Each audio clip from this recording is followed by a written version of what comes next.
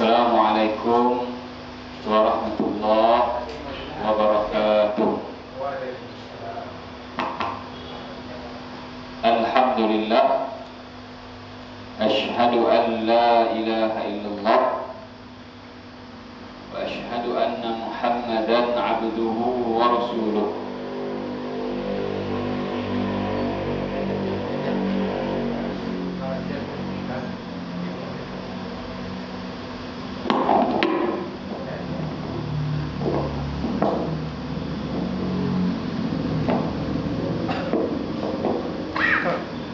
Alhamdulillah, asyhadu an la ilaha illallah wa asyhadu anna Muhammadan abduhu wa rasuluh. Allahumma salli wa sallim ala nabiyyina Muhammadin wa ala alihi wa ashabihi ajma'in, amma ba'du.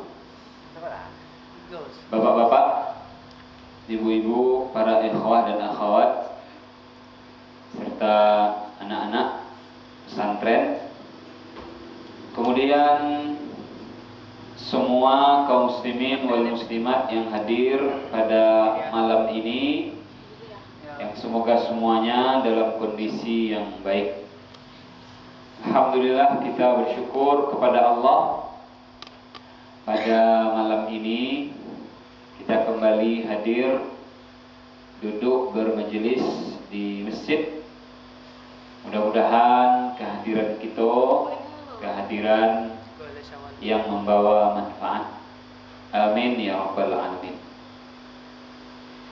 Insyaallah pada malam ini kita kembali melanjutkan pelajaran kita tentang aqidah tauhid yang berkaitan dengan nawaqidul Islam, tentang pembatal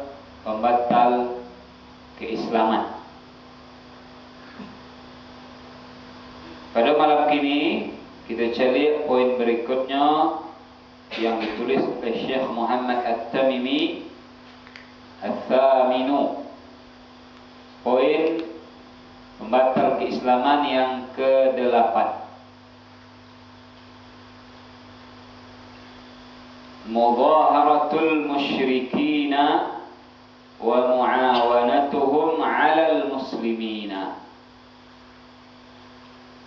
Menolong orang-orang musyrik dan bekerja sama dengan mereka untuk mengalahkan atau melemahkan kaum muslimin.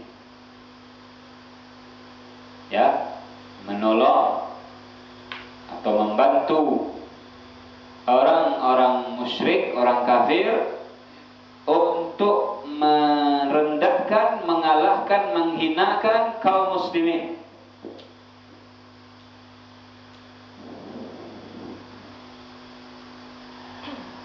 Dalilu qauluhu ta'ala, dalilnya adalah firman Allah Subhanahu wa ta'ala di dalam surah Al-Maidah ayat 51.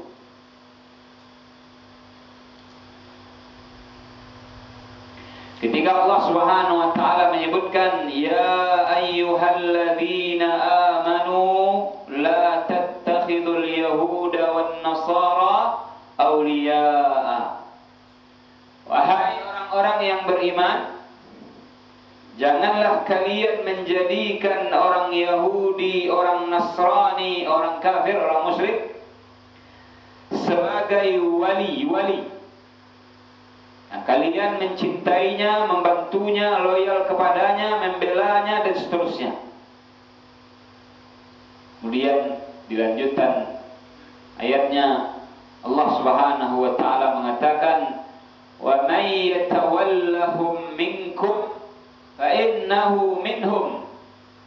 Dan siapa yang loyal, berwala, condong di antara kalian kepada mereka, maka sesungguhnya dia termasuk mereka. Siapa di antara kalian yang wala, yang loyal, yang condong kepada Yahudi, kepada Nasrani, kepada orang musyrik, maka dia termasuk bagian dari mereka. Innallaha la yahdil qaumadz zalimin. Sesungguhnya Allah tidak memberikan petunjuk kepada kaum atau orang-orang yang zalim. Ini poin yang ke-8 yang disebutkan oleh Syekh berkaitan dengan pembatal keislaman. Sekarang kita lihat beberapa poin, beberapa faedah, beberapa pelajaran yang bisa kita tulis, yang bisa kita catat dan kita bawa pulang menjadi pegangan.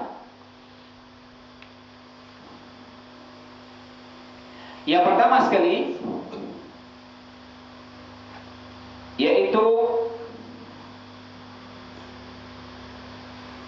Muslim, itu prinsip dasarnya Muslim atau mukmin itu bersaudara. Ya, Muslim atau mukmin, sesama Muslim, sesama mukmin itu bersaudara. Maka jangan merendahkan, jangan mengalahkan, jangan menjatuhkan saudara sendiri. Ini prinsip dulu, ya. Bukankah Allah Subhanahu wa taala telah menyebutkan di dalam Al-Quran, innamal mu'minuna ikhwah. Sesungguhnya orang-orang yang beriman itu dia bersaudara.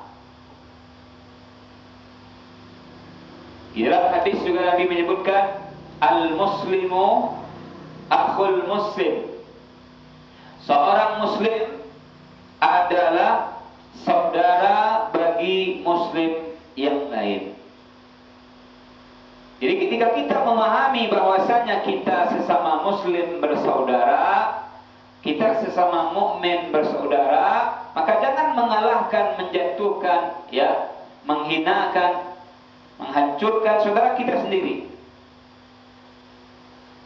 Apatah lagi menolong orang kafir, orang musyrik untuk mengalahkan, menjatuhkan saudara muslim, saudara mukmin kita sendiri. Ini tentu lebih parah ini.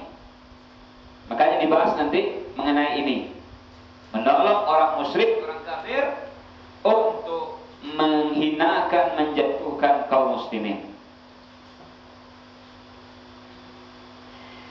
Poin kedua, ya, yang mesti kita pahami, persaudaraan kita sesama muslim, sesama mukmin adalah persaudaraan di atas iman, di atas Islam, yaitu karena Allah Subhanahu wa taala. Kita sebagai orang Islam, sebagai orang beriman, yang paling berharga bagi kita adalah Islam itu sendiri, iman itu sendiri. Ini yang berharga dalam kehidupan kita.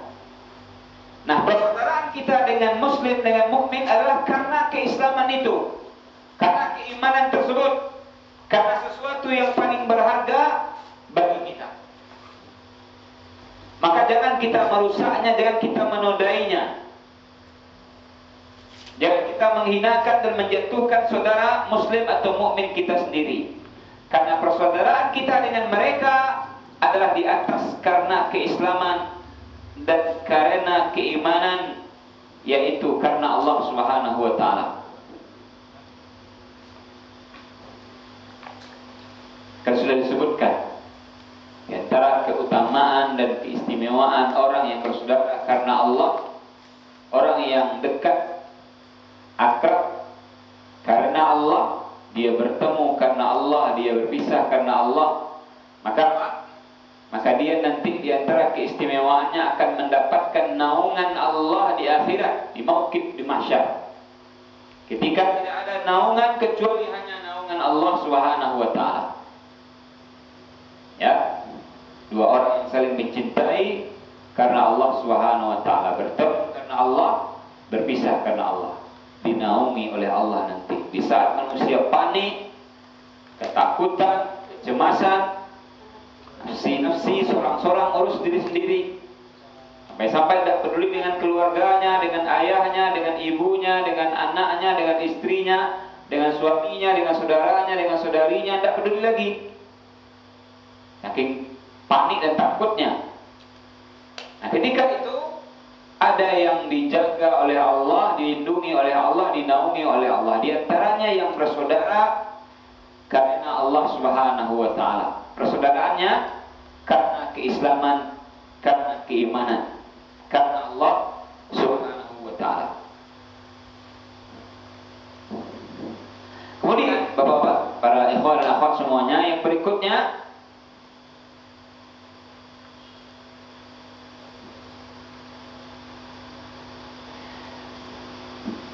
di dalam Islam, ketika kita sudah memahami ini, maka kita mesti al-wala, kita mesti loyal, kita mesti condong, kita mesti cinta, kita mesti menolong kepada saudara yang muslim tersebut, kepada saudara yang mukmin tersebut.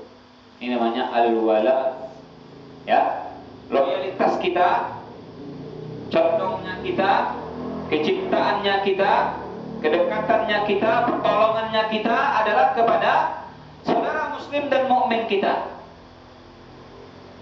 Ini yang paling kita tekankan. Ya, al-wala, condong dan loyal kepada saudara muslim dan saudara mukmin kita sendiri. Sehingga nanti berdasarkan ini, faedah yang berikutnya, kita mesti al-bara, berlepas diri. Ya, berlepas diri dari kekafiran, bentuk kekafiran, termasuk juga berlepas diri dari orang-orang kafir, al-Yahud wan Nasara khususnya. Ya, kita berlepas diri, tidak merestui, tidak menyetujui, tidak mensupport, tidak mendukung, tidak membela, tidak mencintai, ya, kekafiran apapun bentuknya dan orang kafir siapapun dia. Kita mesti berlepas diri dari kekafirannya. Nanti kita bahas nanti berkenaan dengan bagaimana nanti dionggok-onggok oleh para ulama mana yang boleh, mana yang tidak nanti masalah ini. Ya. Jadi kita mesti berlepas diri dari segala bentuk kekafiran dan orang kafir.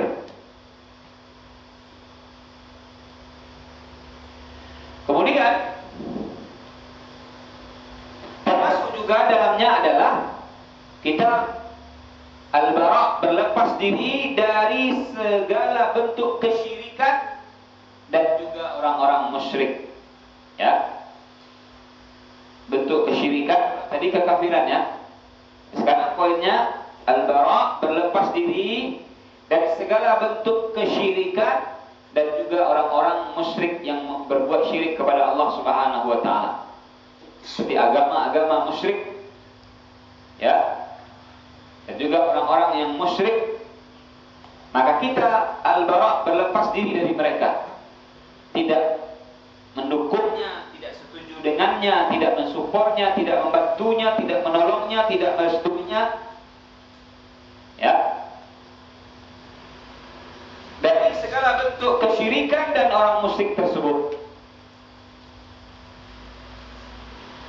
Nah, ini prinsip dasar yang ditanamkan, yang diajarkan dalam poin ini.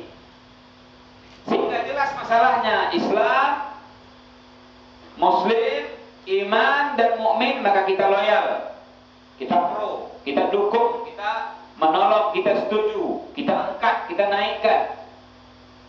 Ya, kemudian yang kafir, yang musyrik, kita tidak melepas diri, kita tidak setuju, kita tidak mendukung, kita tidak mensupport, kita tidak menolongnya, kita tidak merestuinya, kita tidak menyetujuinya, kita mesti berlepas diri.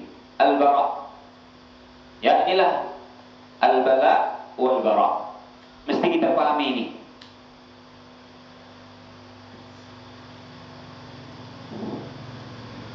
Kemudian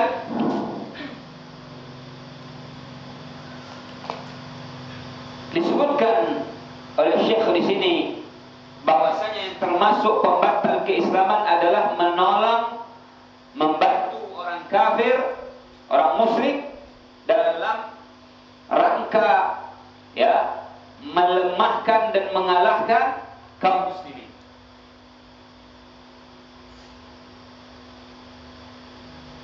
Para ulama menjelaskan seperti yang pernah dibahas oleh salah seorang guru kita, Al-Ustaz Dr. Firanda Andirja, hafizahullah taala. Para ulama mengungkapkan bahwasanya bentuk dari menolong orang kafir ini atau membantu orang kafir ini atau loyal kepada orang kafir ini itu bentuknya atau ragamnya ada 3 macam. Ya. Bentuk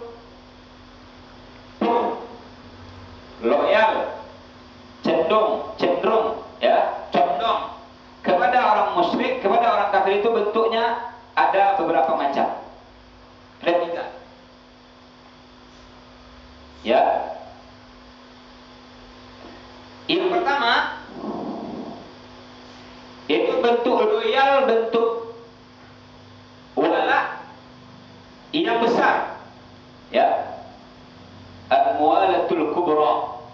Bentuk loyalnya, cenderungnya, condongnya kepada orang kafir, kepada orang musyrik itu adalah perkara yang besar, dalam hal yang besar.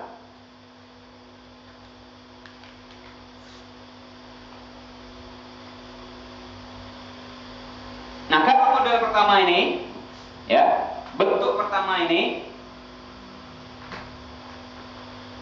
adalah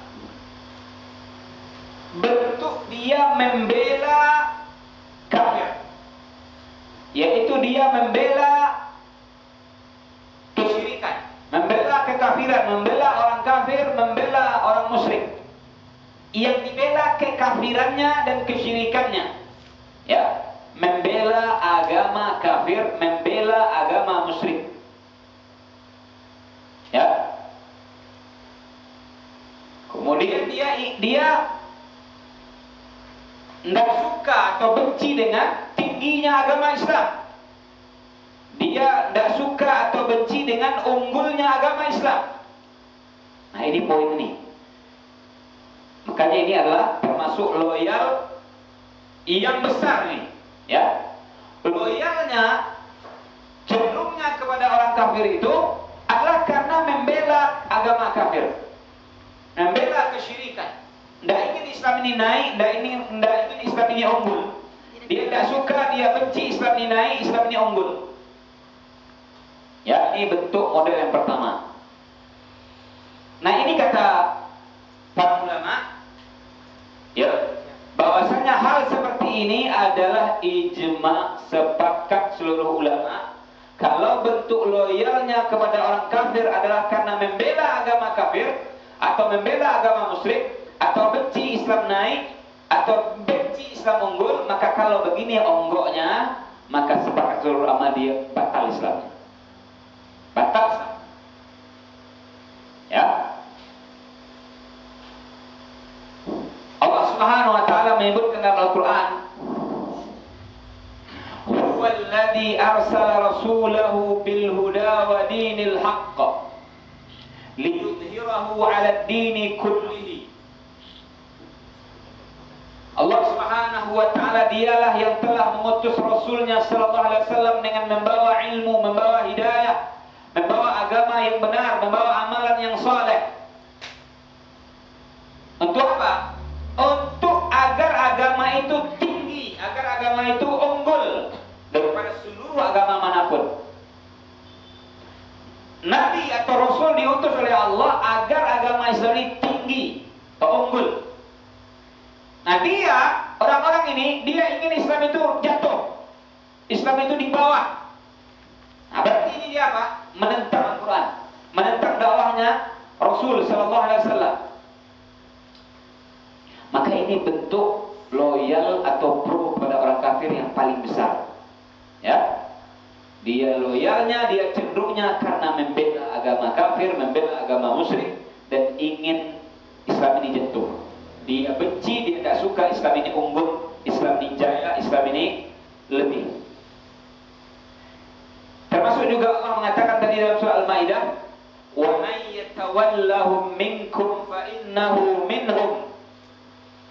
Dan siapa di antara kalian yang condong, yang loyal kepada Yahudi, kepada Nasrani, kepada kesyirikan, maka sesungguhnya dia termasuk mereka.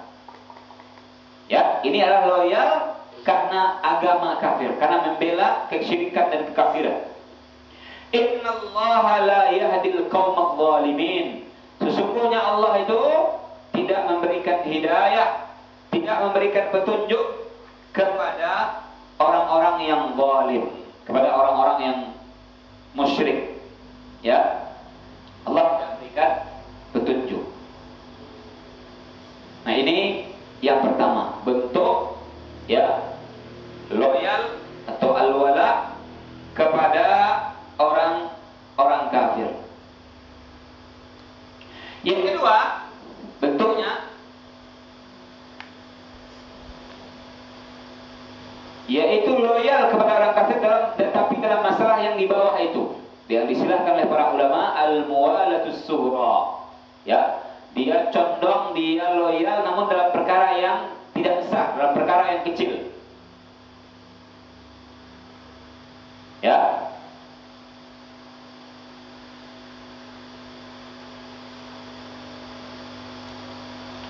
Jadi dia menolong orang kafir, menolong orang musyrik. Namun ya, bukan karena agama orang kafir, bukan karena agama orang musyrik, namun dia menolong orang kafir, menolong orang musyrik adalah karena dunia, karena pangkat, karena uang, karena keluarga dan seterusnya. Ya, makanya dia bela, dia condong kepada orang kafir, bukan karena dia ya membela agama kafir, membela agama musyrik, namun dia membela kafir adalah karena dunia saja. Ya, karena urusan dunia, karena urusan syahwat, keinginan dunia dia.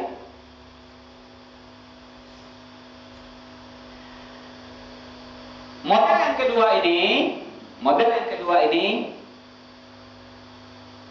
ada dua macam. Ya, model yang kedua ini ada dua macam.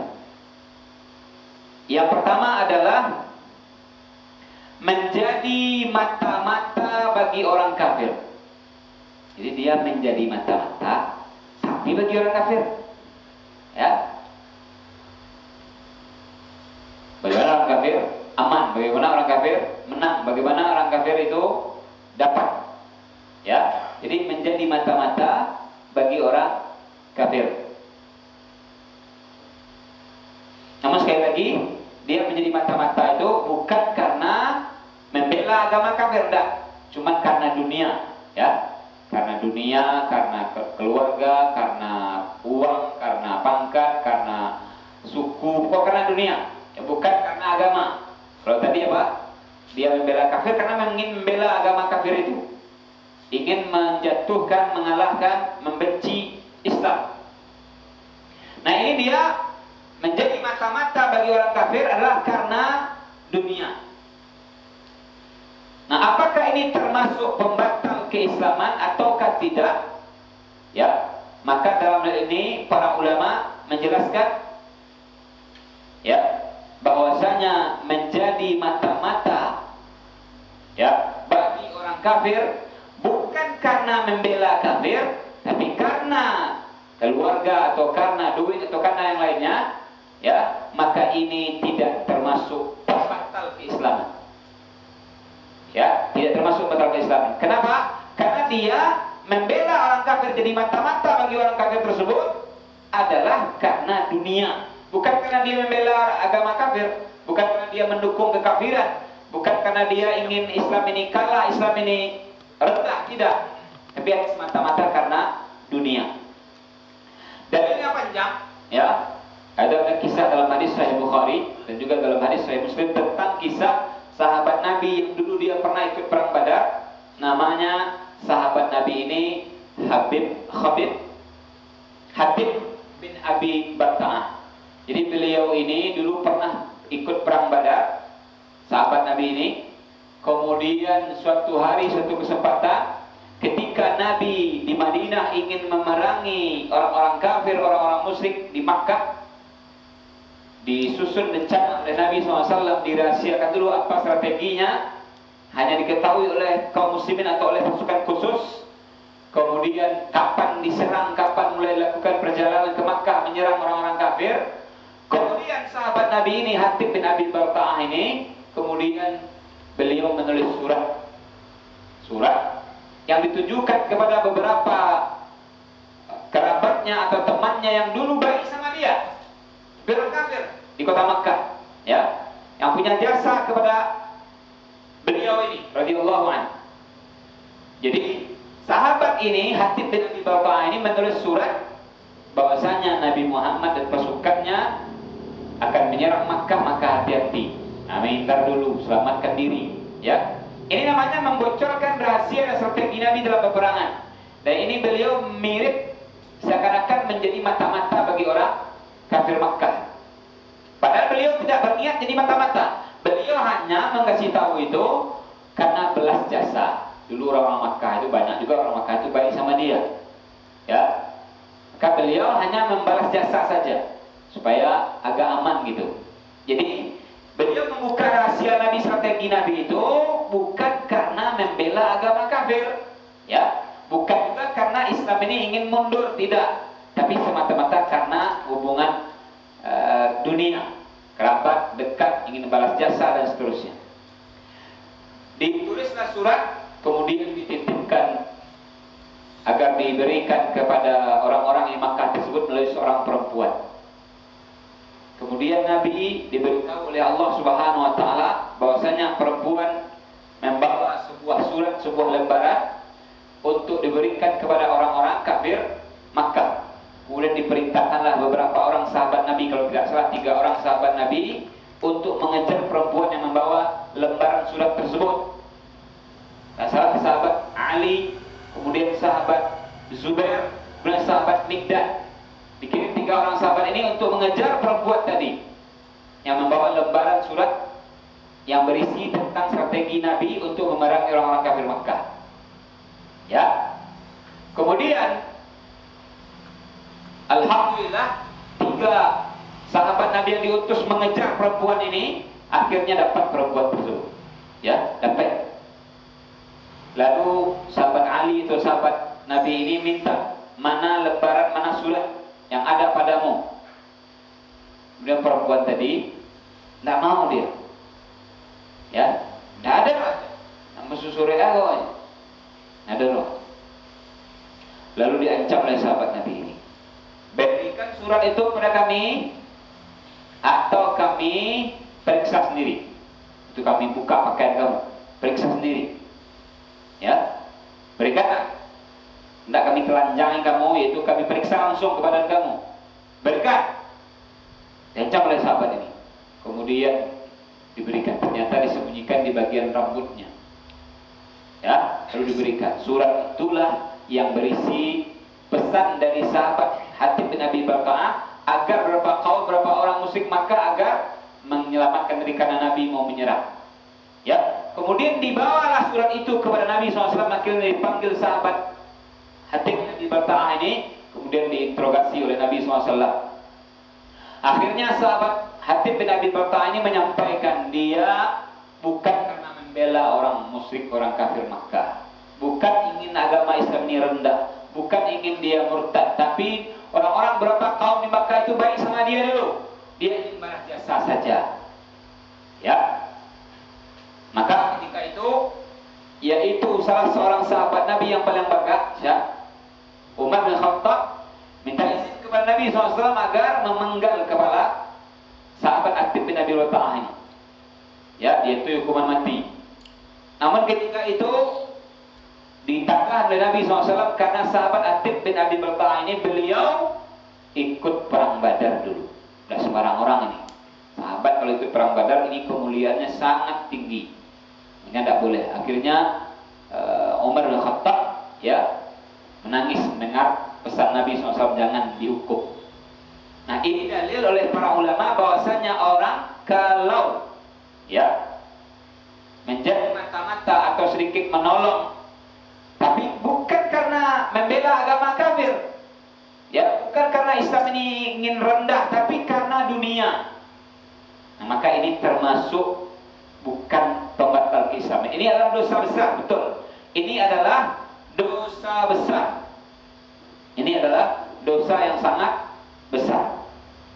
Makanya hal seperti ini menjadi mata-mata bagi orang kafir, tapi bukan dalam urusan agama, hanya karena dunia ini disebut oleh banyak ulama, ya, tidak sampai kepada membatal keislaman, seperti oleh Imam Syafi'i, oleh Imam Nawawi, oleh Ibnu Taimiyah dan yang lainnya. Kalau begini ceritanya karena semata-mata karena dunia, tidak sampai membatalkan keislamannya. Ya, dalilnya sahabat tadi Hatib bin Abi Balta'ah kisahnya dalam hadis Sahih Bukhari dan Muslim. Kemudian juga ada bentuk yang berikutnya, yaitu ya termasuk loyal yang kecil, ya, yaitu dia menolong orang kafir tapi karena dunia, bukan karena agama, ya, karena dunia. Yaitu ini beda nih, yaitu dia menjadi pasukan untuk memerangi kaum muslimin. Nah ini lagi, kalau tadi mata-mata, ya. Yang kedua adalah dia menjadi pasukan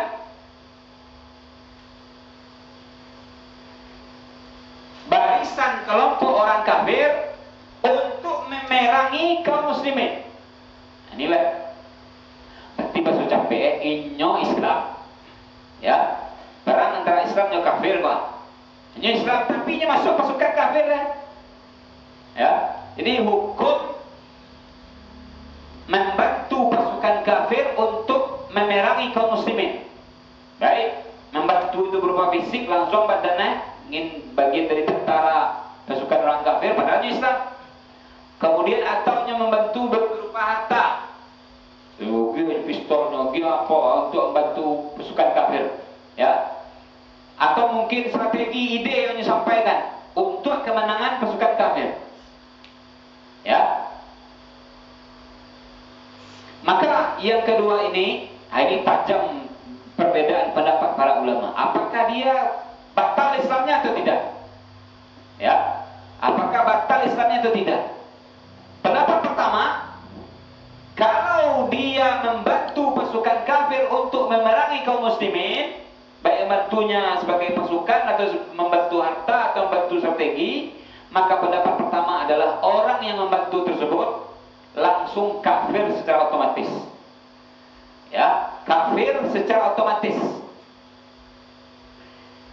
Ya, ini disamakan dengan orang yang memang, pendapat para ulama, orang yang memang tidak sholat, ini disebut dengan kafir amal, ya. Orang yang tidak sholat sama sekali, subuh, zuhur, asar, maghrib, isya, tidak ada. Senin, Selasa, Rabu, Kamis, Jumat, Muharram, Safar, Rabiul, tidak ada sholat sekali, ya. Mirip seperti itu, kufur amal namanya. Tidak perlu lagi ditanya, dia masih yakin tidak sama Allah, dia tidak perlu. Kalau memang dia tidak sholat berarti tidak tuh, ya, tidak ada sholat sama sekali. Mau Jumat, tidak ada. Ini namanya kufur amal. Berarti dia menolong, membantu orang kafir untuk mengalahkan, menghancurkan kaum muslimin. Dia masuk pasukan orang kafir untuk memerangi kaum muslimin. Sama kayak juga kata ulama, yaitu kayak orang, ya, melempar Al-Quran, nyambil Quran, nyobana Quran, kemudian nyecampan, kemudian nyinjak-injak. Tidak usah tanya oleh ahli iman ke Allah, ahli iman ke kanan. Tidak usah tanya oleh kalau lama itu kufur amal namanya, ya. Belajar deh.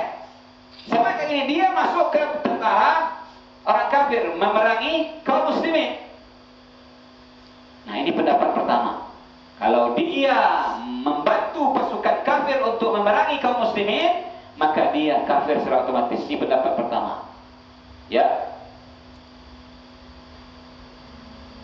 Di antara para ulama menyebutkan, di antara ulama mazhab Hanafi, kemudian juga termasuk Imam Ibnu Hazm, bahkan beliau menyebutkan sepakat ulama dalam masalah ini. Namun dalam hal ini ternyata tidak, ya.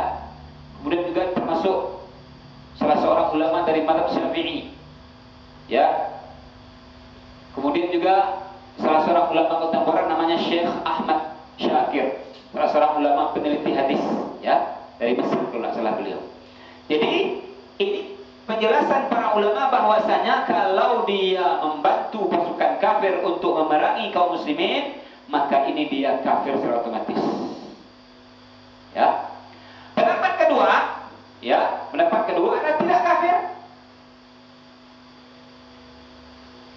Kenapa tidak kafir? Ya. Karena orang yang membantu pasukan kafir untuk memerangi kaum muslimin, ya, selagi dia tidak atas urusan agama, ya, membela agama kafir, ingin Islam ini hancur, bukan itu. Tapi karena dunia, karena yang lainnya, mungkin dia ingin pangkat, atau dia ingin terkenal, atau dia ingin nanti macam-macam lah ya, karena dunia. Maka ini sama dengan menjadi mata-mata tadi. Ya. Dia bukan karena membela agama kafir, membela agama musyrik, atau ingin melemahkan kaum muslimin. Ya. Dan ini adalah termasuk dosa besar. Ya, dosa besar yang sangat besar. Tapi termasuk kufur asghar. Ya, bukan termasuk pembatal keislaman. Ya. Karena dia turun bantu itu bukan karena agama, cuma karena dunia. Dia tidak bisa dipukul rata. Kalau tadi pendapat pertama apa? Pokoknya membantu kafir. Pokoknya membantu pasukan kafir memerangi kaum muslimin, berarti apa? Kafir. Dan otomatis masuk. Pendapat kedua, tidak bisa pukul rata begitu. Ya, tidak bisa pukul rata begitu. Tidak bisa langsung dikafirkan. Ya. Nah, ini juga banyak pendapat para ulama, di antaranya Imam Ibnu Taimiyah. Ya. Bagaimana dulu terjadi peperangan antara Tatar dengan kaum muslimin? Sebagian kaum muslimin membantu tentara Tatar, ya, untuk memerangi kaum muslimin. Maka Imam Ibnu Taimiyah mengatakan yang membantu tersebut bisa jadi dia fasik, bisa jadi dia mubtadi', bisa jadi dia zindik. Nah, jadi tidak langsung divonis kafir semuanya oleh Ibnu Taimiyah. Ya, nah, ini fatwanya Imam Ibnu Taimiyah terkait orang yang masuk dia membantu pasukan kafir memerangi kaum muslimin, namun karena dunia, ya, karena pangkat, karena harta dan seterusnya. Bukan karena agama. Kalau karena agama sepakat tadi, kafir semuanya, ya. Kalau dia karena agama, itu ijma' ulama. Termasuk juga Syekh As-Sa'di juga mengatakan tidak bisa dipukul rata langsung kafir. Dilihat dia apa, ya. Nah, wallahu a'lam, kedua-dua pendapat ini kuat, maka hal seperti ini tentu adalah kita hindari, ya. Kita hindari. Kemudian yang terakhir, yaitu loyal kepada orang kafir dalam hal al-mahabbah, kecintaan. Ya, kecintaan. Kalau kecintaannya adalah cinta agama kafir, cinta agama musyrik, cinta dan suka dia jadi orang kafir, dan cinta dan senang dia jadi orang musyrik, maka ini pembatal keislaman. Ya, ini adalah batal keislaman. Berarti dia cinta karena agama kafir, karena agama musyrik berarti. Ya, dia senang orang kafir, dia senang dia, ya, musyrik. Maka ini pembatal keislaman. Tapi kalau dia mencintai itu karena normal, namanya tabi'i, namanya normal. Karena mungkin istrinya kafir, istrinya baik orangnya, udah rancak, cantik, baik. Ya, dia suka sama istrinya. Mana istrinya mungkin Nasrani, Yahudi. Atau mungkin karena ibunya kafir, atau ayahnya kafir, atau pamannya atau bibinya. Ya, orang wajar lah suka senang sama ibu, sama ayah, sama paman, ya, sama adik. Ini namanya tabi'i, dasar. Ya, kalau kecintaannya murni itu toh, maka ini kata ulama tidak ada masalah. Nabi Muhammad SAW, saya tanya, cinta tak kepada Abu Thalib? Cinta pamannya. Apa ayatnya? Innaka la tahdi man ahbabta, atau man ahab. Kamu tidak bisa memberikan hidayah kepada orang yang kamu cintai. Di antara yang Nabi cintai, Nabi senangi adalah Abu Thalib. Kecintaan Nabi kepada Abu Thalib bukan Nabi cinta senang Abu Thalib kafir, bukan. Tapi Nabi cinta senang kepada Abu Thalib karena pamannya. Itu namanya dasar manusia normal namanya. Ya. Kemudian juga ada kecintaan yang ketiga, yaitu kecintaan karena ya masalah di luar agama, di luar normal. Nah ini nanti dibagi. Ada yang kecintaannya kepada orang kafir tersebut, loyalnya kepada orang kafir tersebut, kecintaannya karena orang kafir tersebut ya dia mungkin pelaku maksiat. Contoh Pak, orang kafir tersebut dia artis, ya. Orang kafir tersebut dia penyanyi misalkan. Dia senang cinta kepada orang kafir tersebut karena dia pelaku maksiat, ya. Nah ini tidak sepantasnya seorang muslim begitu, ya, sepantasnya. Ada lagi nanti dia mencintai, menyukai orang kafir karena mungkin dia hebat atau santiang dalam masalah-masalah dunia. Oh, menjadi ahli hebat main bola, misalkan dia cinta kepada pemain bola kafir itu, ya. Hebat dia apa taekwondo gitu kan. Dia cinta, senang kepada orang kafir karena dia hebat taekwondo, ya. Maka ini tidak boleh agama kita. Ya. Tidak boleh. Ya. Jadi prinsip asasnya orang kafir itu memang kita harus barak dari mereka, berlepas diri. Ya, tidak setuju, tidak mendukung, tidak pro, tidak senang, tidak suka. Mau dia artis, mau dia ahli taekwondo, mau dia apa, itu prinsip dasarnya begitu. Ya, kecuali tadi kalau sifatnya normal, keluarga, yaitu biasa, manusiawi namanya, tabii. Ya, juga tidak boleh.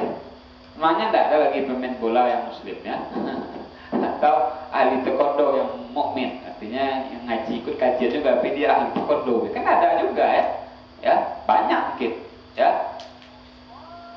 Mungkin di sini ada yang ahli bela diri, ya, ikut kajian. Saya tidak ada. Ya, cuman tidak terkenal loh Ustaz. Mengapa terkenal? Masukkan ke YouTube terkenal emang. Ya, maka apa? Hal ini mesti kita pahami karena musyrik dan kafir itu memang kita berlepas diri dari mereka.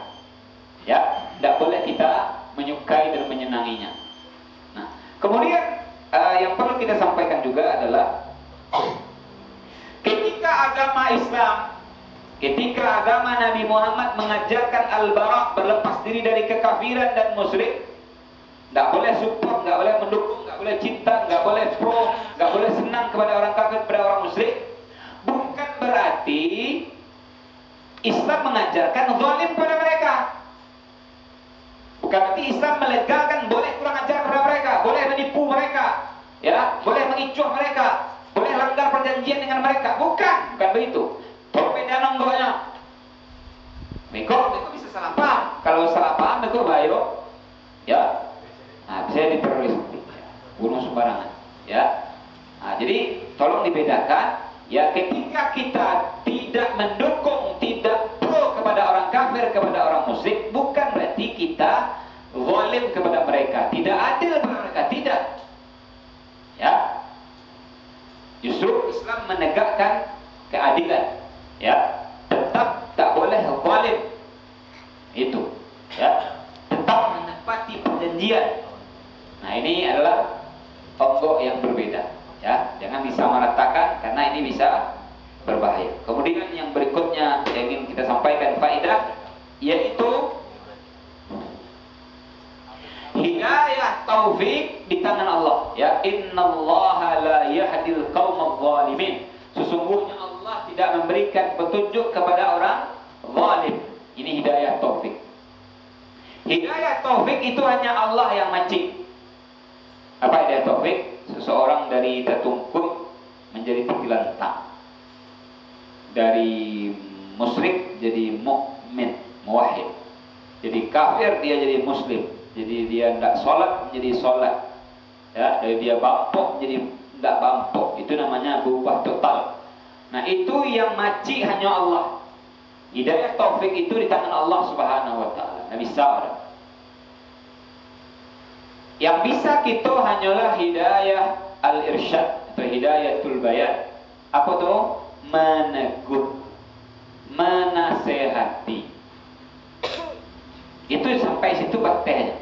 Ditegur, dinasehati. Situ baktehnya. Adapun beko inyo berubah atau ndak, itu ndak gawe wae. Itulah gawe Allah. Tidak usah lah itu. Jadi kita hanya menegur, kita hanya menyampaikan. Dah selesai. Ya, kita hanya menegur elok-elok, menyampaikan baik-baik agar dia bertobat, agar dia berhenti, agar dia berubah. Udah. Tidak bisa kita paksakan dia harus berubah. Tidak bisa. Bahkan sebagian guru kita, bagian ustaz menasihati, ya, tidak perlu dia ditelusuri atau dimata-matai. Contoh kita nasihati mama kita mungkin inyo ndak sholat atau meninggalkan sholat, kita nasihati mak sholat mak, mama ya, waktu wajib mak aku Islam, kadang musuh ndak sholat mak yo mau doa mak sholat dimudah Allah sholat mak. Nah, sampai itu beteh aja. Ya ndak ada tugas pak, memang tuan-tuan celia sholat aja dibantuin. Selama 2 bulan cicali cici buat terus sholat lah, dia doa sholat. Ndak perlu loh, ya. Nggak perlu lah itu marah-marahan namanya. Lebih upah dah, lebih upah dapat patuh selama beberapa minggu. Ini nggak perlu loh. Yang penting awak menegur, menasihatinya udah. Ya. Kadang-kadang awak nggak sabar loh, gua patuh loh, baca dia mau mata-mata loh, ini sholat hendak. Ya. Nggak perlu ya, memberatkan. Udah kita sampaikan, kita nasihati udah. Hidayah taufik di tangan Allah Subhanahu wa taala. Yang terakhir, ya, yang namanya kesyirikan, yang namanya kekufuran, inilah zalim yang paling besar. Ya, kekafiran dan kesyirikan inilah zalim yang paling besar. Yaitu zalim kepada Allah, pencipta alam jagat raya. Ya, karena kan ada pula zalim kepada orang lain. Ya, orang lewat tumbuhan, nama kurang jahat. Orang beli sepeda dongkaan, itu namanya zalim ke orang lain. Ya, jual beli jual tipu itu namanya zalim kepada orang lain. Ya, ada pula zalim kepada diri sendiri, itu maksiat pribadi. Ya, maksiat pribadi, ya, merusak, menganiaya diri sendiri. Tidak orang lain dah, ngerokok mungkin diri sendiri, iyo badannya iyo orang lain iyo kan. Ya, pokoknya maksiat pribadi, zalim kepada diri sendiri namanya. Tapi zalim yang paling tinggi adalah zalim kekafiran dan kesyirikan, yaitu zalim kepada Allah Subhanahu wa taala. Ya. Baik, itu mungkin yang bisa kita sampaikan faedah-faedahnya. Mudah-mudahan yang sedikit ini bermanfaat. Agak cepat izin pulang nanti karena ada rapat pondok ya para ustazah. Insyaallah. Mohon maaf, barakallahu fikum. Subhanakallahumma wa bihamdika asyhadu an la ilaha illa anta astaghfiruka wa atubu ilaik.